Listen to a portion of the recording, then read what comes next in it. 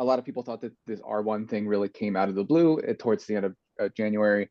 And there was a lot of significant work that led up to that coming out of DeepSeek, something that we started tracking in December with a foundation model that they called V3 base. And basically it went from V3 base to DeepSeek R1-Zero to DeepSeek R1. And R1 was basically the one that broke the internet. But this was, many models in the making.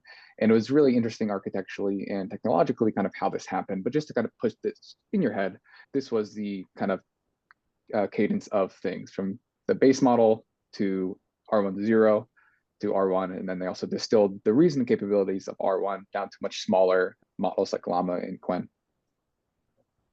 And so we'll start with R1-Zero just because that's, I think, the most interesting place to start. And that's what their paper starts at.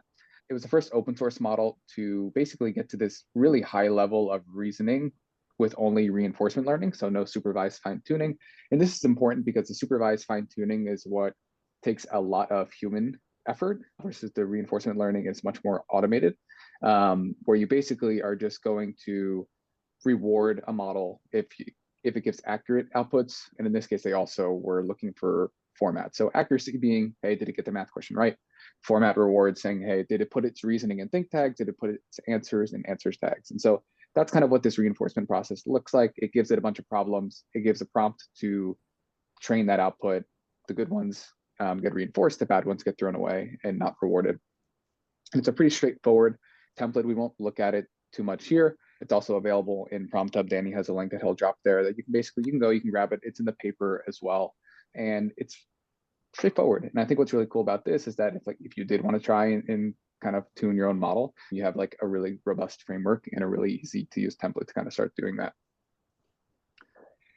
And so what's really cool is as they did this training, they had some other algorithmic enhancements here, but they were able to get the model to generate really long and really accurate reasoning chains.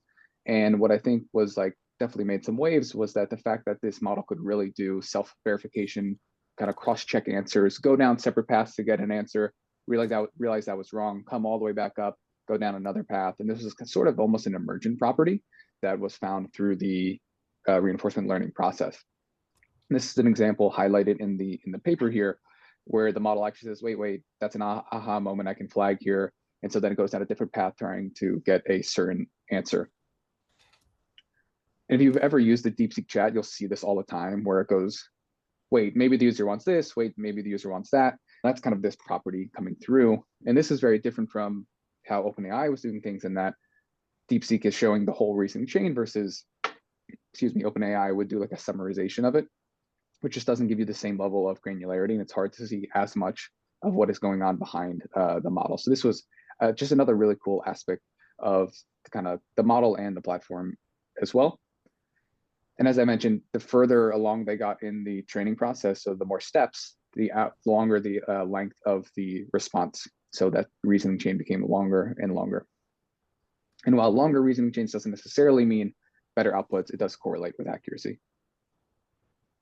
And so they're able to get this R1-Zero with just reinforcement learning up to almost the performance of OpenAI, which I think is or O1 at the time, which is pretty remarkable.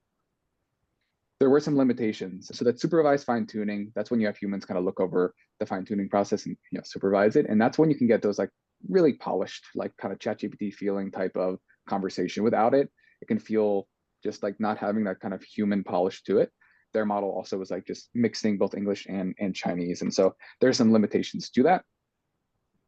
And so in terms of what does R1-Zero specifically mean, I think I touched on it a little bit before, but it's just showing that with some amount of fine tuning, and I'm sure, in their case, they're doing, thousands and 10,000s and hundreds of thousands of examples. But I think going forward, that number will continue to go down. So especially if you're fine tuning a smaller model, having good reasoning templates to train a model on and good accuracies and reward setup can be a really efficient way to train a small model from scratch. And there's tons of different ways to reason. Tree of thoughts is when you go down, a certain path and come back out. We certainly see R1 doing that, but there's a variety. We have a bunch in PromptHub as well. If you want to check those out, those are all free to kind of just look and see how you can prompt the model to do reasoning. And Danny will drop a link to that collection here. But the real thing that kind of broke the internet and made a lot of people got a lot of attention was R1.